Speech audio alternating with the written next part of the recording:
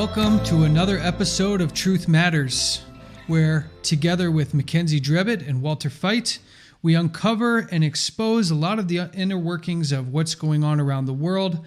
In our last episode, for those who joined us, we talked about the explosive topic of the Great Reset and started to peel back the layers, looking at several of the world leaders and what the common language was and the theme was between these individuals and the organizations they represent.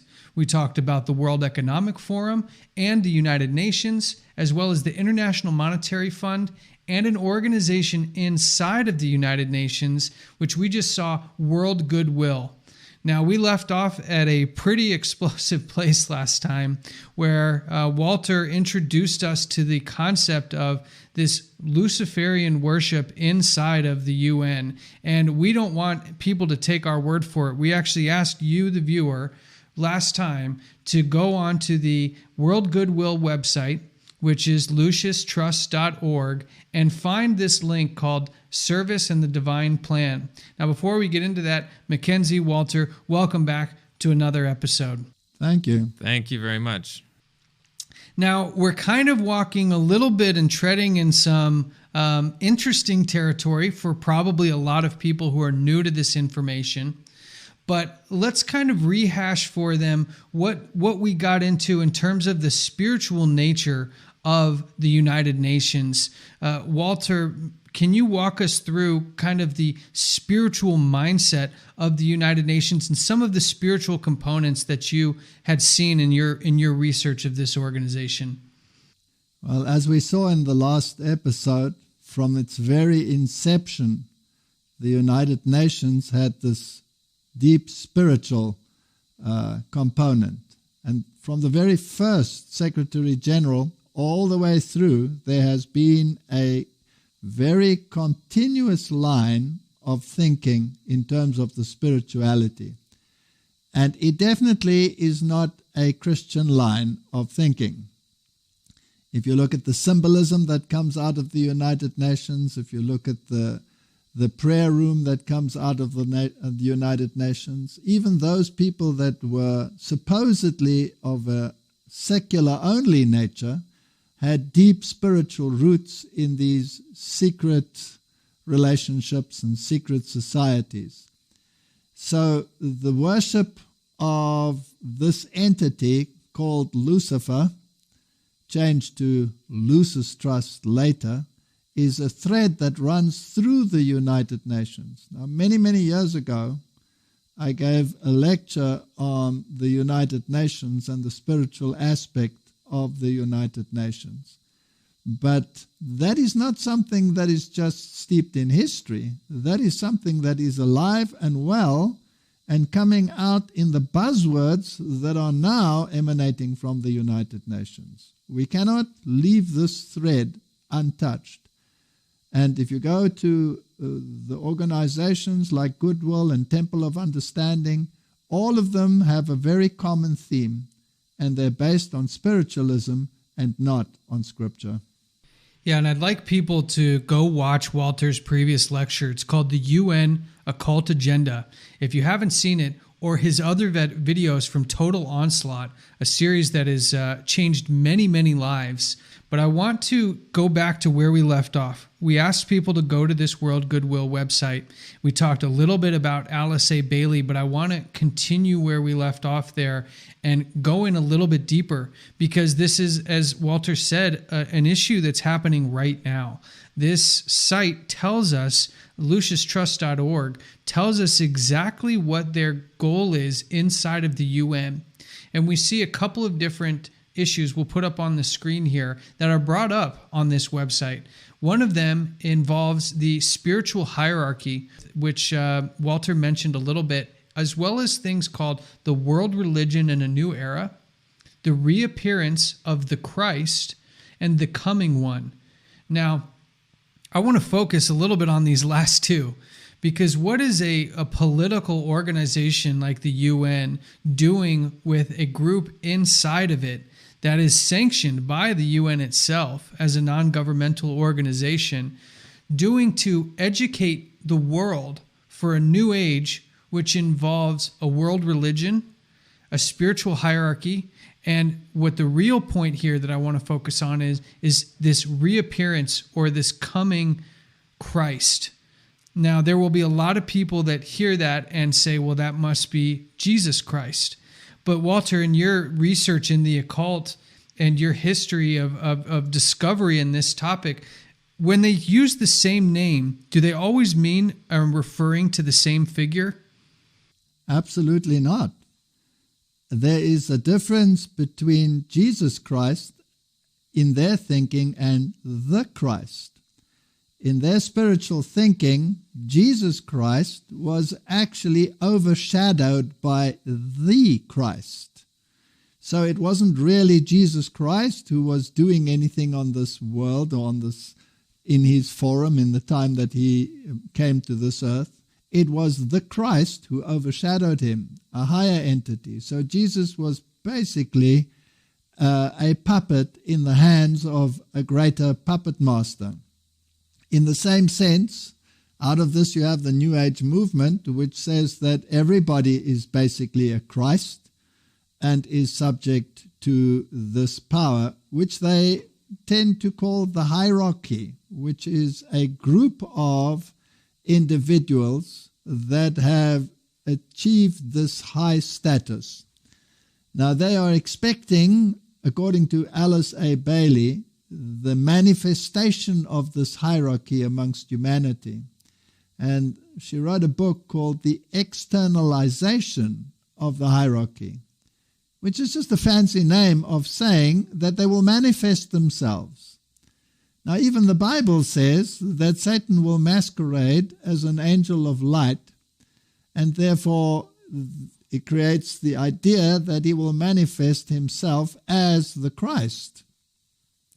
And he will manifest himself in various places and in various societies, which is again contrary to Scripture, because the Scriptures say that when Christ manifests, every eye will see him. It will be a simultaneous event and not a local event. In fact, Jesus warned against just such occurrences by saying when they say he is in the desert or when they say he's in the inner room, don't believe it. Don't go there. It's a false Christ. So what the United Nations is actually doing here is propagating a worldview which directly fulfills Scripture and contradicts the real appearance of Jesus Christ. They are on the side of the Luciferian issue and not on the side of the biblical issue. And we can actually see in our previous episodes where we talked about secret societies and how they influence the global affairs. Alice A. Bailey is actually a very prominent figure in Freemasonry.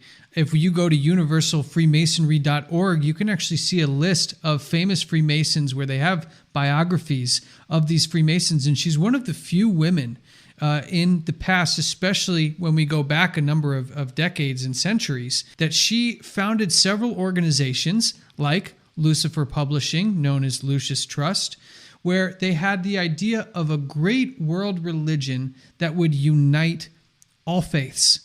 Now, there could be some people sitting out there saying, well, it's just one person. Okay, so there's some loose connection with the United Nations now. But when we look at another person inside the United Nations, a guy named Robert Mueller, he was in charge of creating something called the World Core Curriculum, which, correct me if I'm wrong, Walter, was the basis for a world education. And he was a very, very prominent figure in the United Nations. And he actually based all of this world curriculum, which was meant to go to everyone, the standard by which the education system for this new world system would be used was this World Core Curriculum, which he openly admitted was based on the teachings of Alice A. Bailey. Can you tell us a little bit about Mueller's involvement with the UN and his involvement with creating this curriculum that's based on these principles of a well-known Luciferian worshiper in Alice A. Bailey? Well, Mueller was basically the Holy Grail. He was the hub of the United Nations. He was the one, as you say, who introduced the World Core Curriculum. That World Core curriculum based on Alice A. Bailey pushes the Luciferian agenda, and therefore it has to get rid of the teaching of the scripture, which you had in many, many institutions that were still rooted to a Protestant base. So now I find it very fascinating that the papacy, Pope Francis, calls for a new education. And the new education is nothing other than the World Core curriculum divested of its Protestant influence. And that is why recently Macron, who is also a friend of Pope Francis, made it quite clear that religion and the study of Scripture will be removed from the curriculum in its entirety. He said that there will be only a form of secular education, but there's no such thing. Once you remove truth, what you open the door to is error. And if you remove one form of spirituality, it will simultaneously be replaced by another spirituality. So this is the old Jesuit learning against learning, which was implemented in order to destroy the influence of Protestantism, which is being brought in a universal scale. Well, it's an amazing history, but it doesn't end just in history. We actually have common connections with common people today to this organization inside the UN itself, and Lucis Trust. Mackenzie, give us a little insight about what we can see with the very prominent figure during this whole public health crisis, Bill Gates and the Bill and Melinda Gates Foundation, as it relates to some of these organizations that we've highlighted here. Now, this is very interesting because we've seen Bill Gates a lot in the news, and he's pushing, of course, a vaccine, and he's talked about this many times. We won't show it here, but you can look up. He's done several TED Talks on pandemic that he thinks is going to happen or in the future, which is very interesting. He did one at least 5 years ago. Some he did even earlier than that. He's got a lot of very interesting views on overpopulation, which we're going to get into a little bit later as well. One thing that's interesting is his connection to the United Nations. He had a cooperation agreement that he did back in 2004 already with Microsoft and the United Nations, which is extremely interesting. But not only that, we can show you here, there's an image. You can't find this anymore. They removed it from the website. But there's a sub-organization of Lucis Trust, and that sub-organization is called the New Group of World Servers. And one of the financial backers is the Bill and Melinda Gates Foundation. So we see he's connected directly to the United Nations, but also he's connected to Lucis Trust, which is extremely interesting. And what role do you think, because I actually did some research on Bill and Melinda during this whole thing, because, you know, I'm kind of attuned to look for these connections now that we know, and we're letting our viewers and our listeners know where the top, how this hierarchy works and who sits at the top. I always look for that connection. How do I find the Jesuits? How do I find the papacy? And we find that Bill Gates, although he doesn't talk about it much, and Melinda are very devout Roman Catholics.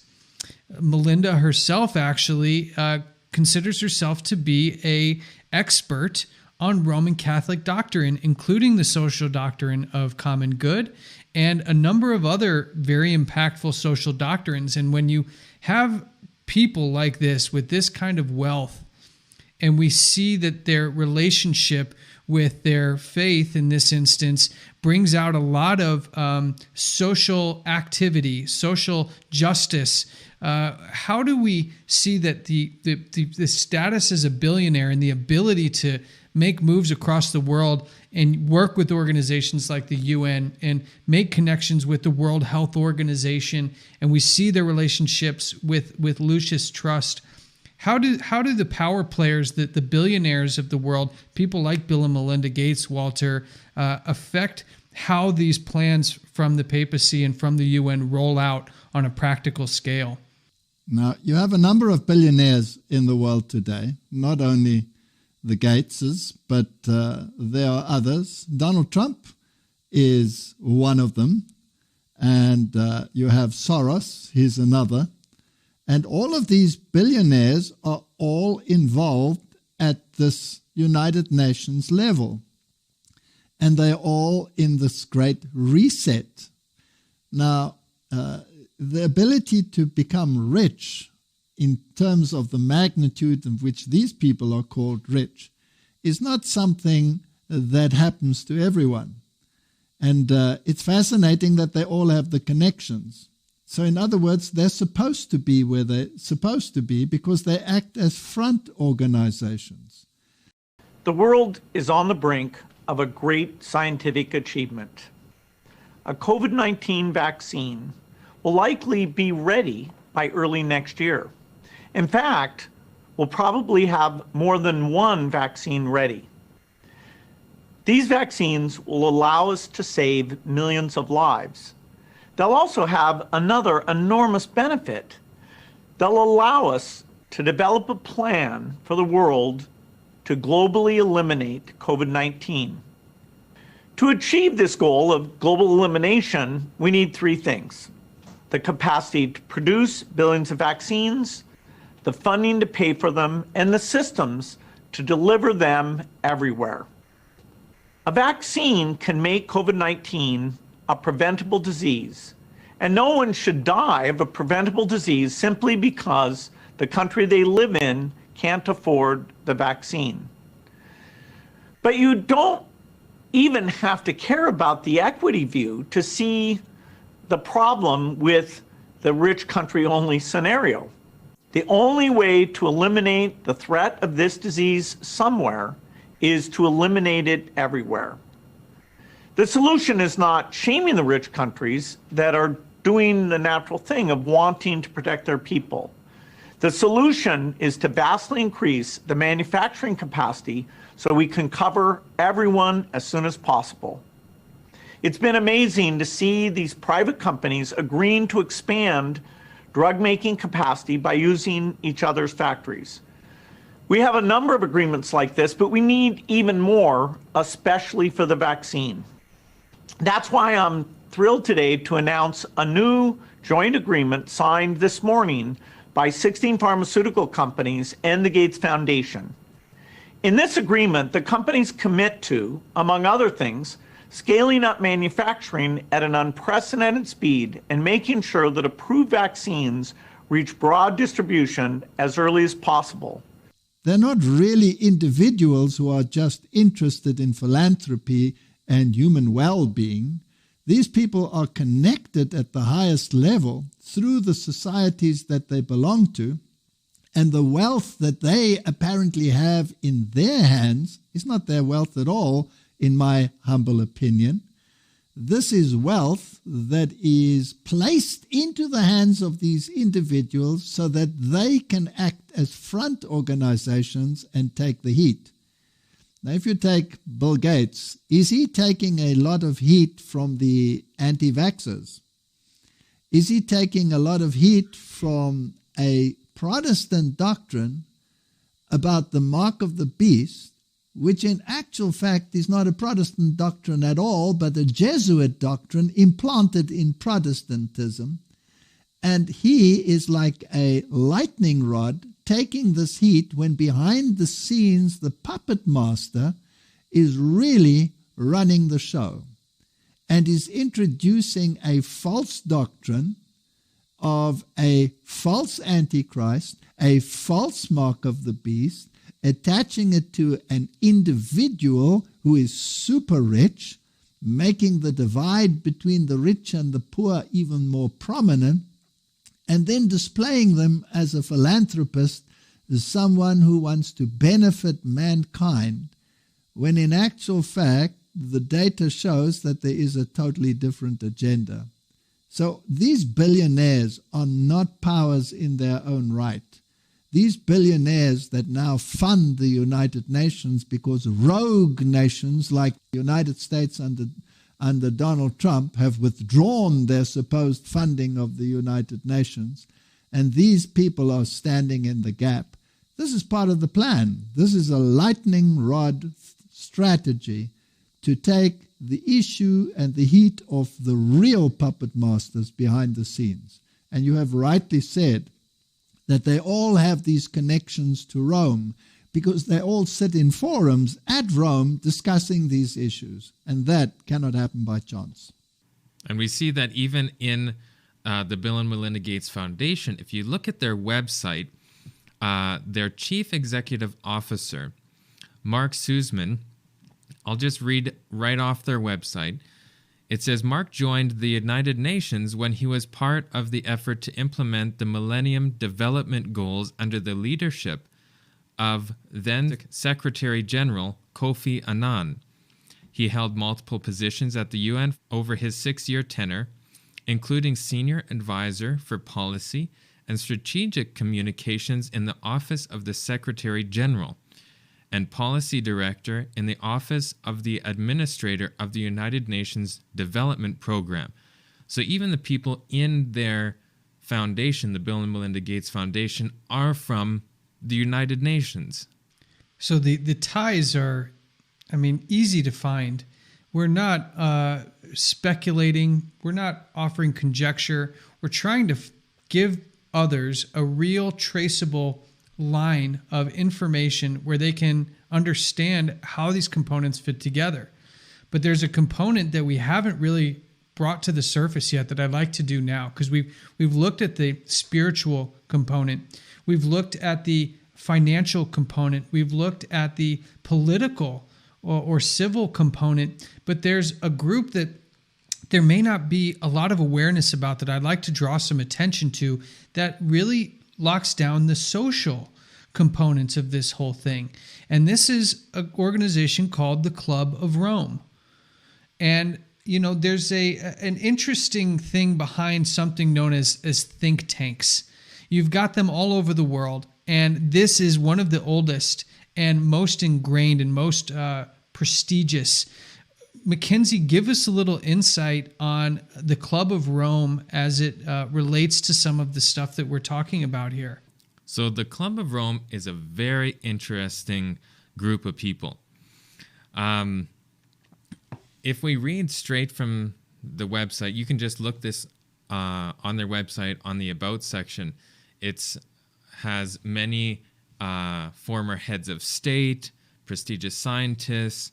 It's a very big organization. It was started in Rome. That's why it's called the Club of Rome. And basically, they're a think tank for sort of the social outcome and social aspects of the world. So you have, for an example, you have the Bilderberg Group, which is the financial guys. Then you have the Club of Rome, which is the social society aspect, sort of same aspect of that. There's some very, very interesting quotes in a book that we actually have right here. So we have a copy of this book. It's called 2052. So we actually have it, so we're referencing it. There's a lot of very, very scary but interesting information in this book. This is not their first work. Their first work was known as Limits to Growth. And I'd actually like to play, before we read some quotes from them, I'd like to play a video referring to this group and their first basically research paper called Limits to Growth.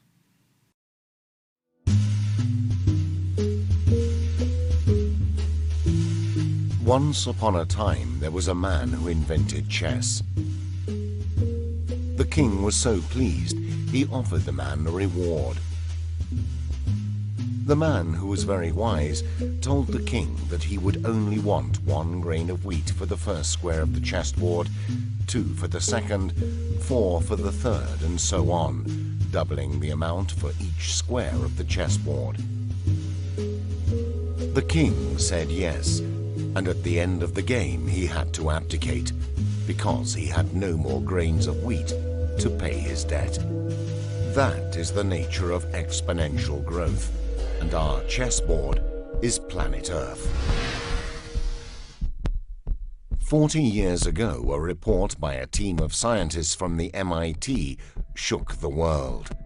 They designed and ran the first global computer model ever, suggesting humanity should adapt to the physical limitations of planet Earth in order to avoid overshoot and collapse. During the last year, a group of us at MIT have been looking at exponential growth of our global social and economic system. We've been led to 5 basic conclusions. There are physical limits to growth, which, given current trends, are very likely to be encountered even during the lifetime of our children. This growth is going to stop. It must stop, and it will stop. Second, the most likely outcome of running into these limits if we continue... I just want to stop it there because it's very interesting. We're seeing a trend from all these different people saying we have this goal, and when we succeed, and we will, they always say they're not going to have failure. Failure is not an option. They're going to succeed. And they said here, the growth must stop, and it will stop. The likely outcome of running into these limits, if we continue to ignore them, is that we'll overshoot those limits and collapse. I think that many people have found a new way of making fools of themselves in not recognizing that there are limits to human expansion. We appear to have a viable alternative to this outcome, one in which population and material production could be brought into balance with the finite environment and with our resources. We have learned that more is not necessarily better. That even our great nation has its recognized limits. Fourth conclusion is that it's realistically going to take 50, 100 years or more to reach that alternative in an orderly fashion. We believed then and now there are no limits to growth and human progress when men and women are free to follow their dreams. And finally, every year we delay decreases our ultimate options. Their report was published in a book entitled The Limits to Growth, which turned out to be the most controversial environmentalist bestseller of all time. There can be no doubt what one subject has aroused most controversy among scientists during the past 12 months. I mean, of course, the prospect of doom for mankind because of pollution, overpopulation, overuse of resources. Well, I think that the conclusions of this study are completely wrong. If you check what happens if you vary all your assumptions together, then I understand from the Science Policy Research Unit at Sussex, who have actually been checking your model, the catastrophe disappears altogether. That's interesting. I spent all last Friday down with the Science Policy Research Institute, and they didn't indicate that. Well, you know, this is developing debate who spoke to them last. I spoke to them this morning. After having spent 40 years fighting for their message, the authors gathered where the Limits to Growth saga began. Which options do they think we have today? 40 years ago, it was still theoretically possible to slow things down and come to an equilibrium. Now that's no longer possible. We are coming into a period of uncontrolled decline. We need now to start focusing specifically on the issue of resilience. If we go through this period of decline without foreknowledge, without preparation, I fear that it will strip away many of our fundamental values. The need is for early and strong action to avoid the problems that are already here and that will get worse in the future. The horrible fact is that democracy and capitalism will not solve those problems. We do need a fundamental paradigm shift in the area of governance. So it's the national and international governance thing, which is what one ought to be debating when one is looking ahead. Personally, I'm an optimist. Personally, I believe in the brilliance of human beings. The the past 40 years makes you doubt it a little, but I do believe humans are brilliant. I don't consider myself any better than any other human being, but I have lived for 20 years with these global models. And I can see, I instinctively understand the global results of personal actions that I take. And I know what kind of world I want to live in. I don't want to live in a collapsing world. I don't want to live in a world, as Jürgen says, it's getting grayer and grayer. And it costs more and more and more to maintain even a decent standard of living. I want to live in a sustainable world where there is no poverty, no hunger, and no erosion of the Earth's resources. According to the Limits to Growth authors, the environmental and economic crisis we are going through are part of the same global crisis. They don't hold the truth, and they have different... So this clip was from a documentary called Last Call, basically promoting the Club of Rome and sort of this limits to growth idea. Now, if you notice, there was a person, Jürgen Randers, who was commenting, and he said that capitalism cannot fix this. So we see their attack on capitalism again, and that's the person who wrote this book, 2052, which it's a forecast for the next 40 years up until the year 2052. So if we read a couple quotes from the Club of Rome, and this is from the Club of Rome's website, our goal is to actively advocate for paradigm and systems shifts, which will enable society to emerge from our current crisis by promoting a new way of being human within a more resilient biosphere. Recently, the Club of Rome has prioritized 5 key areas of impact: climate, planetary emergency, reclaiming and reframing economics, rethinking finance, emerging new civilizations, and youth leadership.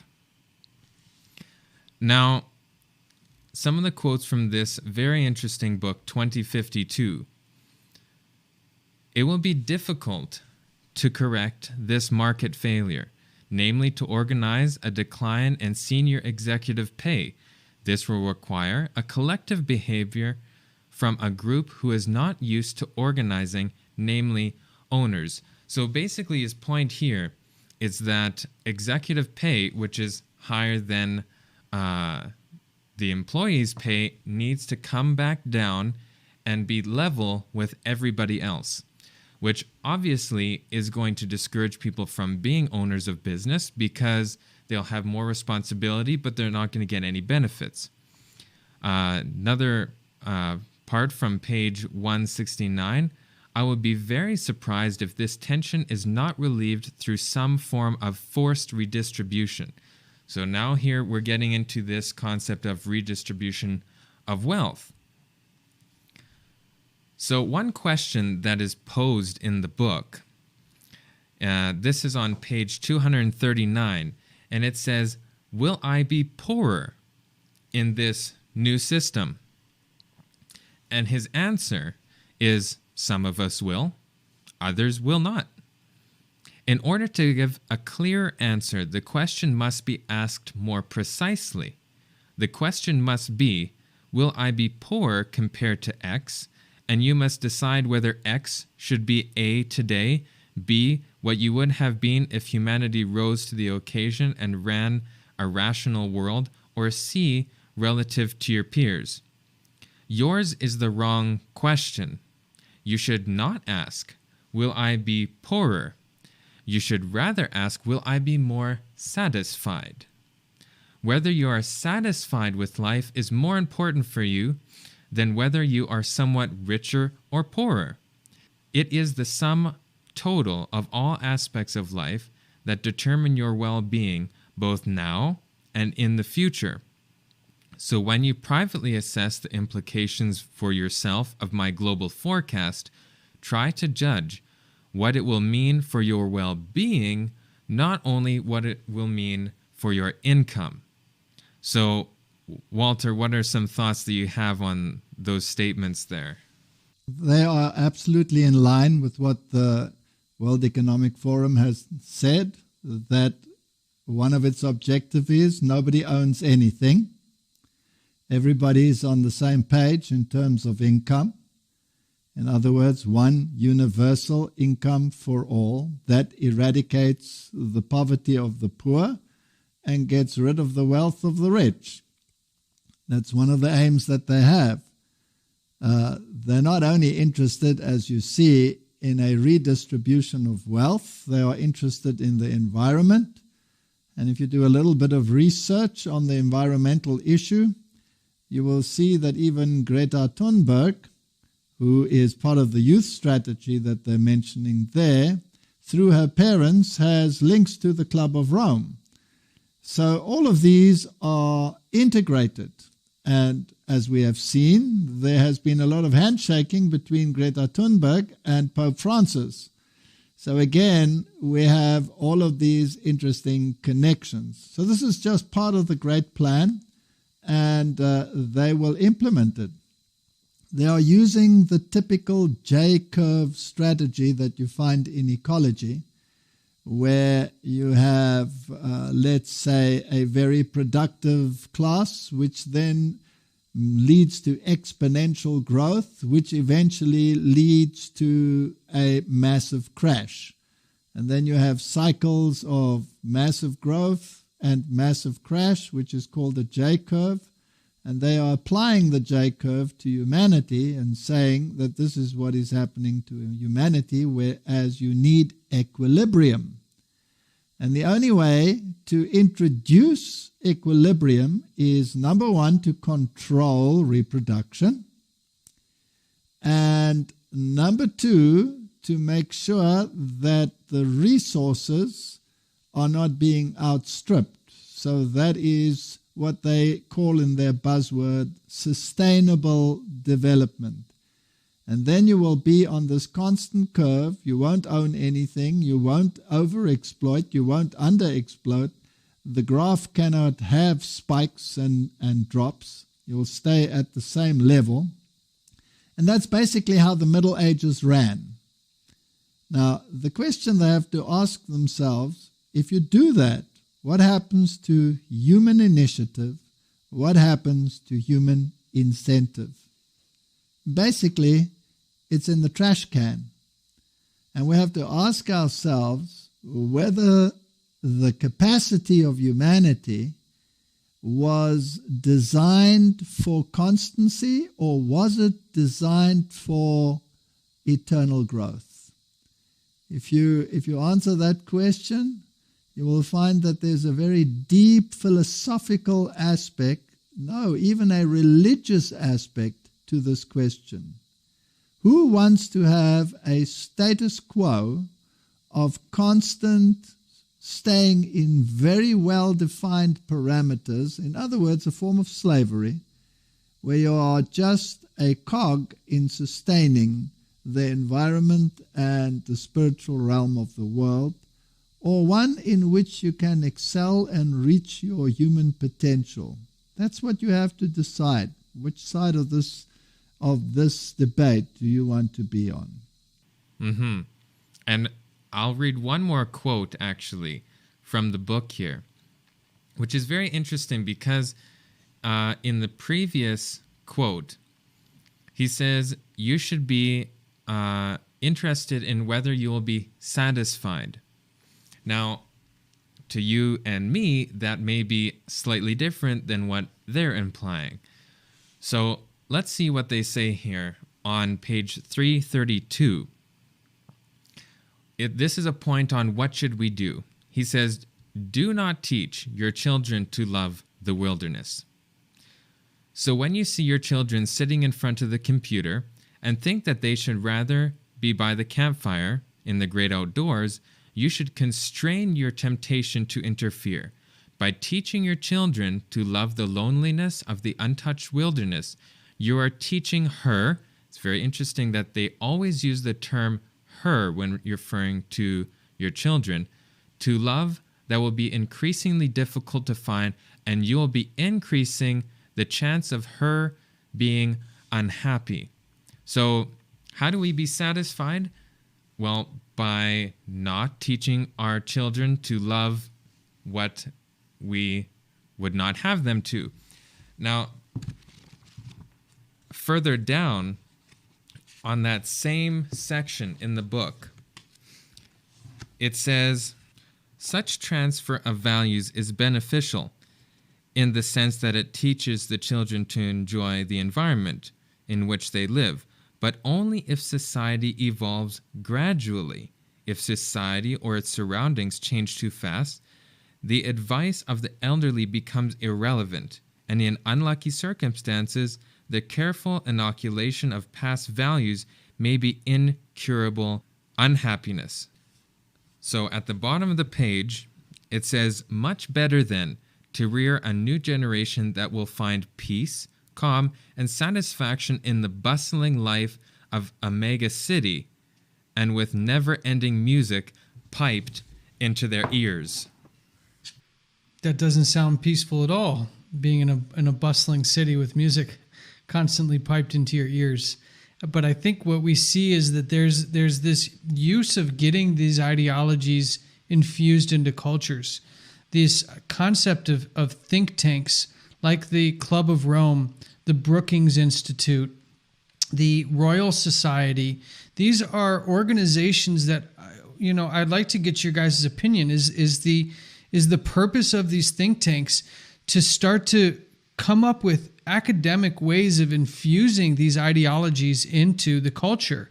Because while we're talking about the Great Reset and what is happening today and kind of the pieces that are connected to that, we get that they're going after some very fundamental rights that places like the United States were founded on. Individual rights, individual liberties, the right to own property being one of those. And you can actually find in the documents of Catholic social teaching, all the way back to the 15th, 16th century, the concept that the right to own individual property is only as good as it is subject to the common good. So you have these ideologies that stem from philosophies and doctrine that come from several hundred years ago that find their way into these think tanks and are strategically disseminated. And Mackenzie, I think you said the original book, Limits to Growth, came out when? It was in, I believe, 1972 or 1973. So in the 70s, and now here we are in the 2020s, and we are seeing these come to our front door. Walter, is this kind of how they infuse these ideologies, is using these think tanks and then slowly but surely over time disseminating these concepts out through education and other means? Well, I've been in the education world most of my life, as you know, and the great shift in education in my sphere came in the year 2000. Something was introduced which was called Curriculum 2000.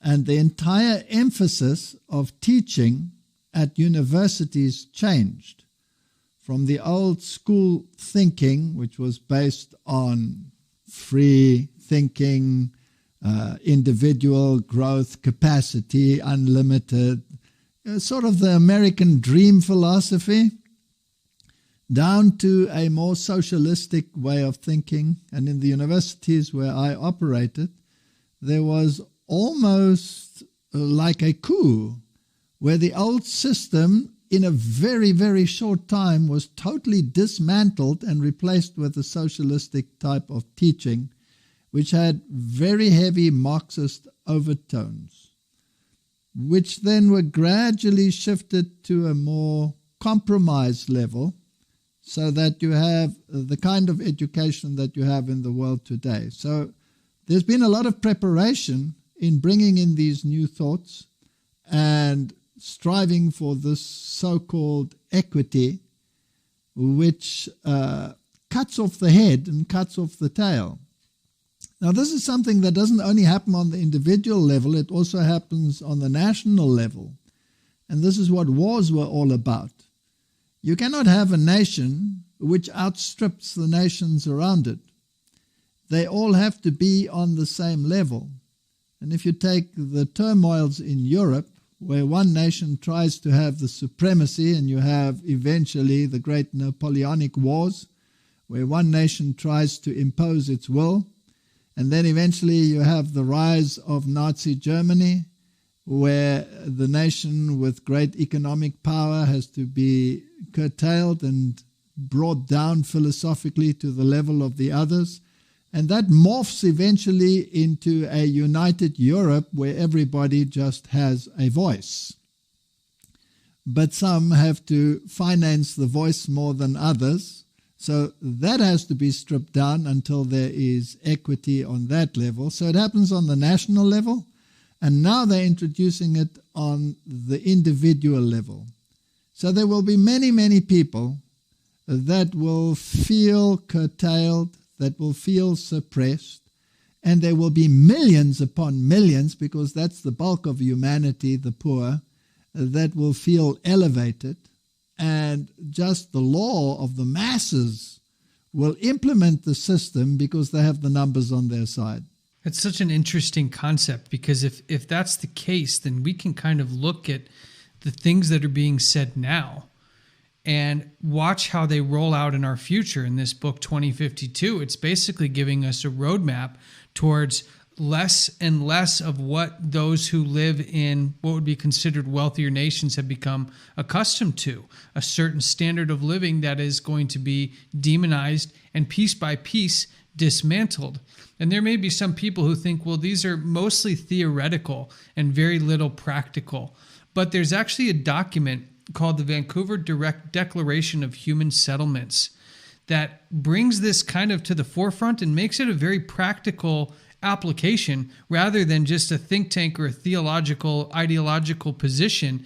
Mackenzie, you brought this document in. What does this Vancouver Declaration on Human Settlements say as it relates to, let's say, something as fundamental as owning private property? So this Vancouver Declaration, if we go back a little bit to earlier in the conversation, we've seen that there was this Agenda 2030, even into the previous episode.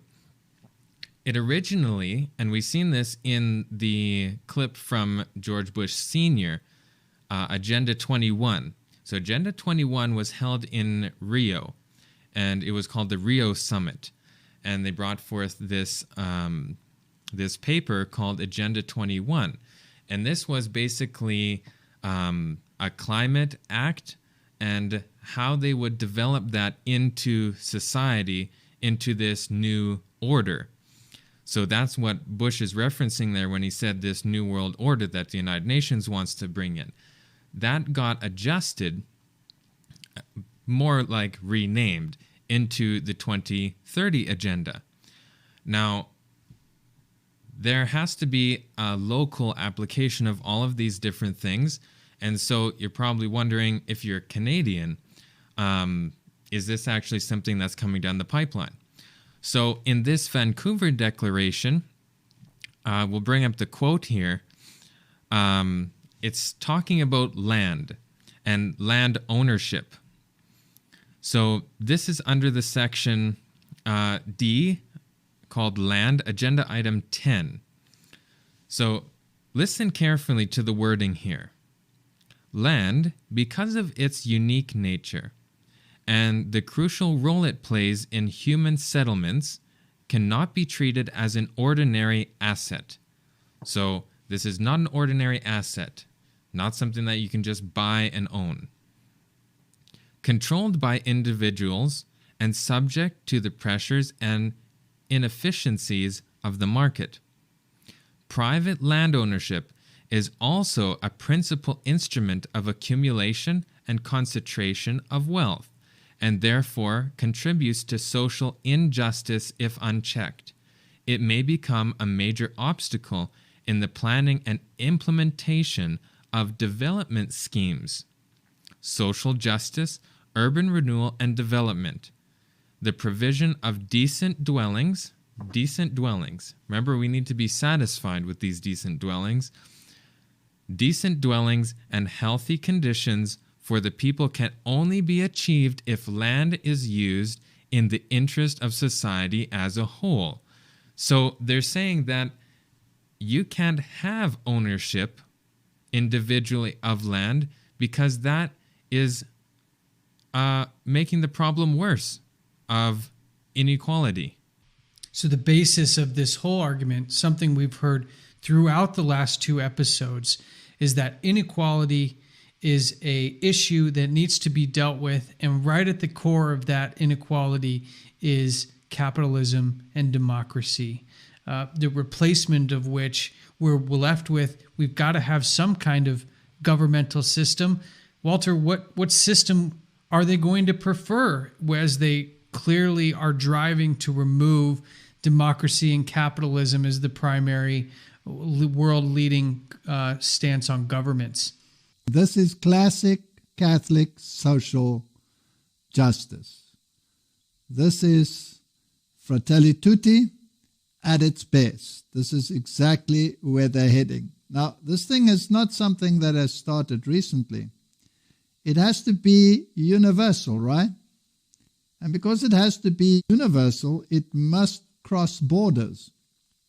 Now, many years ago, they started what was called trans-border national parks. That was the first step, breaking down the fences and the barriers between nations and extending the national parks across borders so that more than one country is involved in maintaining that piece of natural environment. Now, the idea that these people have is to actually herd people into new mega cities which become centers of control, and to extend these national areas without the impact of human population for the sake of the environment. And this is where the environmental agenda comes in. And the eventual goal of the environmental agenda is not just expansion of natural areas and national parks. It is the disinheriting of those that now occupy that space and to herd them into these cities. Now, don't you find it fascinating that in the world there are mega cities that have been created that are virtually unoccupied? And if you go to China, for example, surely they haven't built these for no reason at all. There must be some agenda.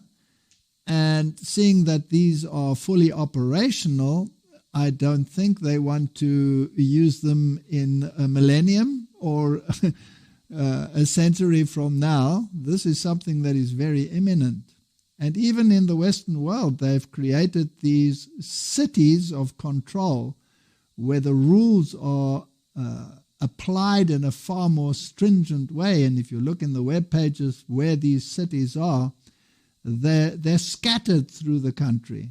And they will be like magnets where the people are being drawn to or herded to in order to create this new environment and this happy state where you have your little place to stay, but you no longer have any control and no freedom in terms of your abilities or your goals. And generally, those conditions will come with strings attached. They'll give you your income, they'll give you your dwelling, they'll give you possible employment in a position that they deem suitable for the common good. But what happens when an individual continues in a liberty of conscience, the ability to think for themselves, the ability to choose? What would happen to an individual if we start to kind of forecast, looking down the road a little bit? We see, the elimination of a lot of these private property, civil liberties, individual rights-based thing for replacement of the community. What then happens to the individual that stands out within the community common good structure, would you say? He has to go to a re-education camp, which you could rephrase concentration camp if you want. And we can talk about these issues, and people will say conspiracy. But just have a look at how many of these camps have been erected, and not because of COVID-19, as they are claiming. These institutions have existed for a long time.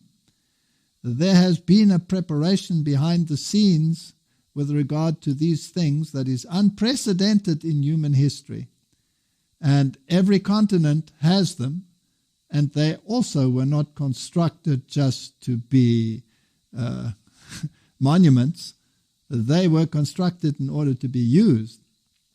And already they are talking about these issues in terms of the vaccine and people having to be relocated to these institutions or these facilities if they do not play in accordance with the rules that have been set down.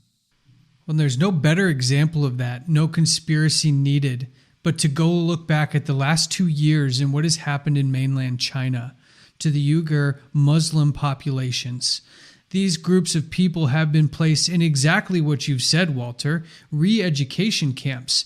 There are people that have been placed with their loved ones. Mainly the men are removed from the household, and a state-governed individual will stay with the wife of the man that is gone to ensure that she is properly being re-educated in the meantime while the husband is being put through a forced labor camp. They have a social credit system that will determine the individual's ability to move within the culture. These are dystopian sounding, but are actually already in effect in one of the world's largest and most populated economies in the world, and some might argue the main emerging world leader in many areas in terms of global status, including making pacts with other countries outside of the United States, with Russia and India and other individual nations, to really supplant in an attempt to supplant the United States as a global power. But I think it would be short-sighted possibly for individuals to write these things off as impossible when there are very real examples of these things happening in the world right now. And there will be some who will say, well, that's in China. That could never extend to the rest of the world. Let's say the first world nations, the UK, the United States, Canada, France, Germany. But I'll say, you guys, what has COVID-19 done but brought many of these tactics that have been used in China? Everything from face masks to restrictions on movements to monitoring of movements and communications and contact tracing. Wouldn't you say these are very similar to what China has used and been lauded for in the past? Absolutely. They just needed the right circumstance in order to implement that which they were decrying in the past. So everybody is suddenly on the same page, whether you live in the East or whether you're living in the West. This is very orchestrated. This is not chance. You know, it's interesting. You talk about them needing the right circumstance, and continually over the last 2 episodes, we've seen time and time again that these individuals that run these organizations have seen this public health crisis as a great opportunity. And they're not really that afraid to show that they think this is an opportunity to create drastic and rapid changes to once normal and stable societies. And we talked with China, these elements that could be coming to other parts of the world. We've seen through the COVID restrictions that China style elements have already been implemented into society, things we had never done before.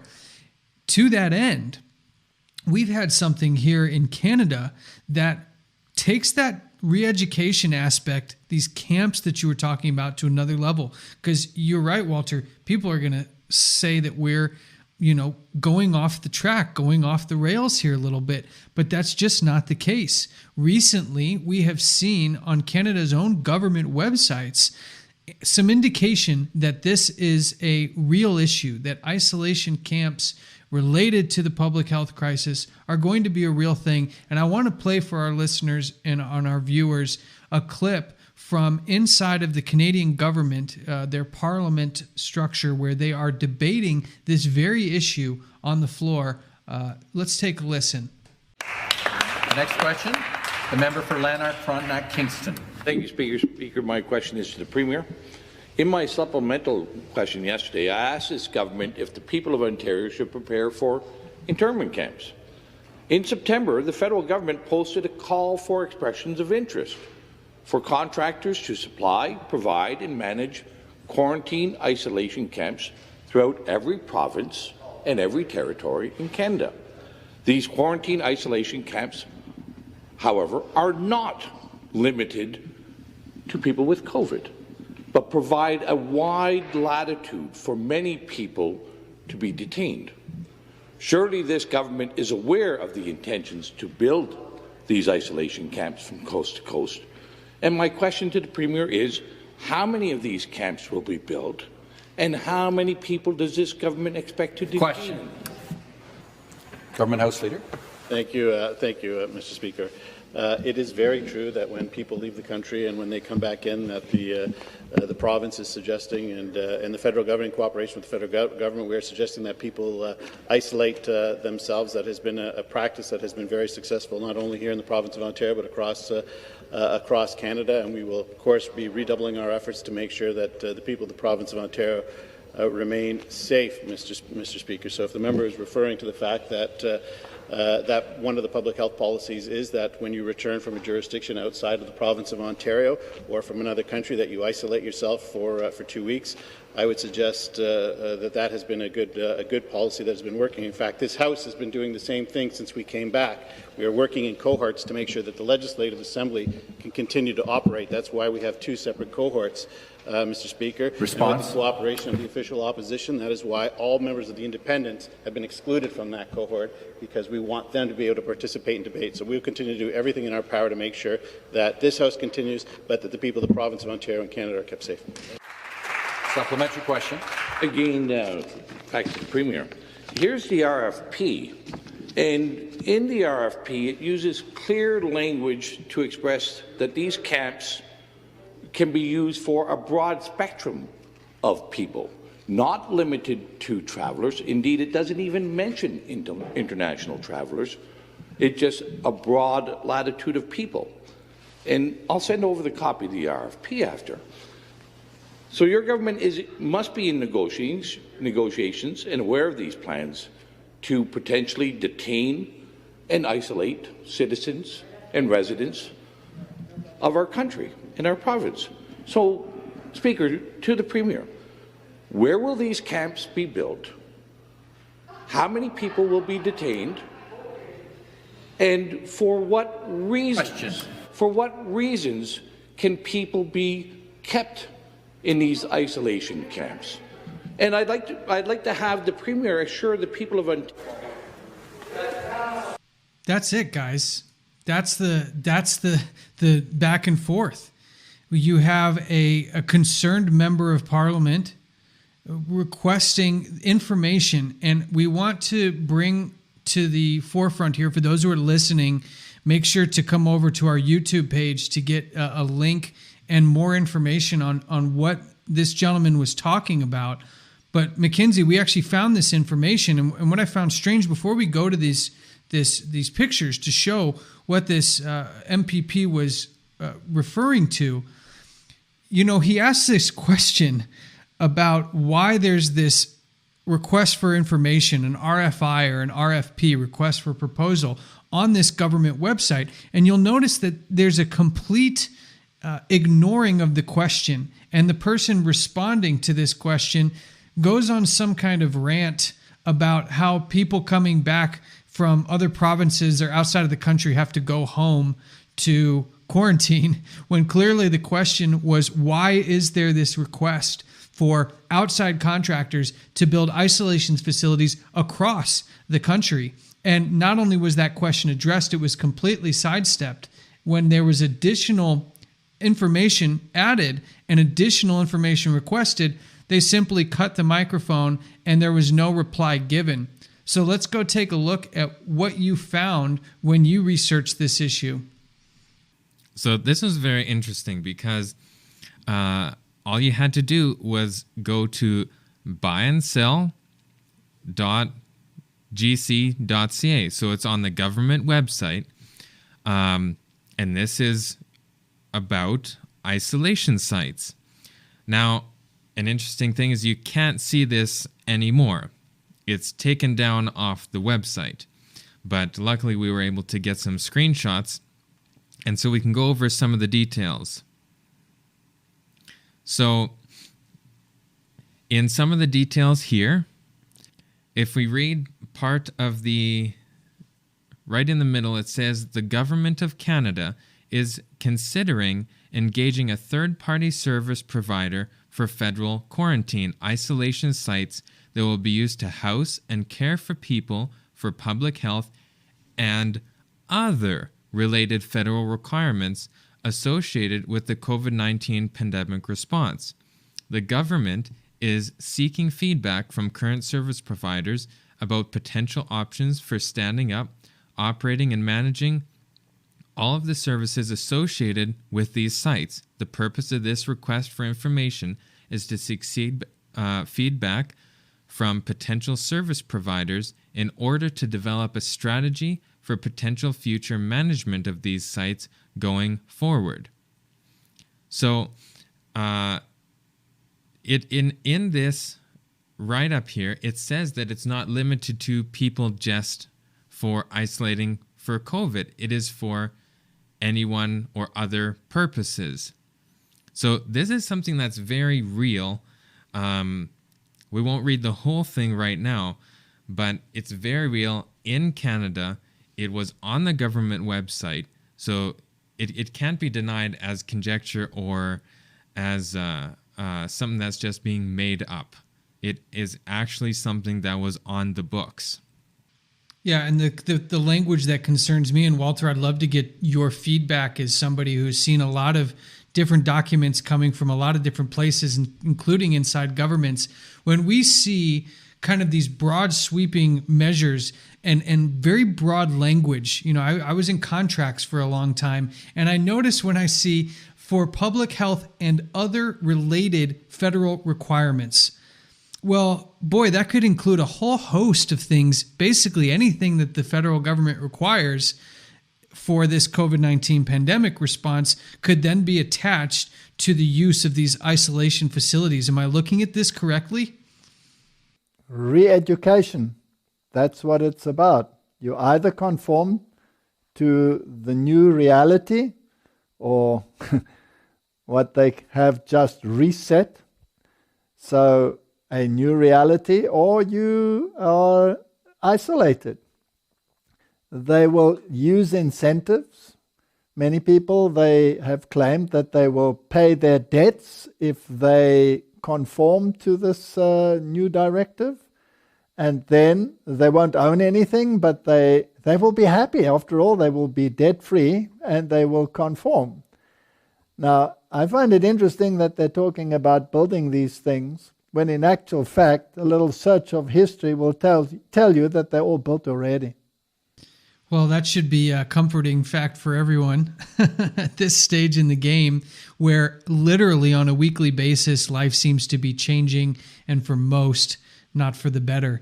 But this takes us to the end of our episode here. We are hopeful that you, the listener, the viewer, have had a chance to learn something as it relates to the Great Reset, have a chance to understand who's behind it and why, to see the spiritual component that is very real operating behind the scenes and infused into these organizations, and understanding the social mechanisms that are going into what's happening and why with this Great Reset, as well as what could be coming to our front doors very soon. Now, as always, we do this to inform and to educate, not to incite any fear or panic. In fact, soon we'll be looking at some of the things that you and your family can do to prepare and to have hope for something better coming in the future.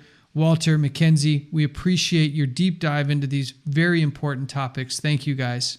Thank you. Thank you. Make sure you join us. Soon we're going to be looking at the next phase of this plan, which includes something called the economy of Francesco and other things around these issues. So thank you for joining us. We'll see you next time.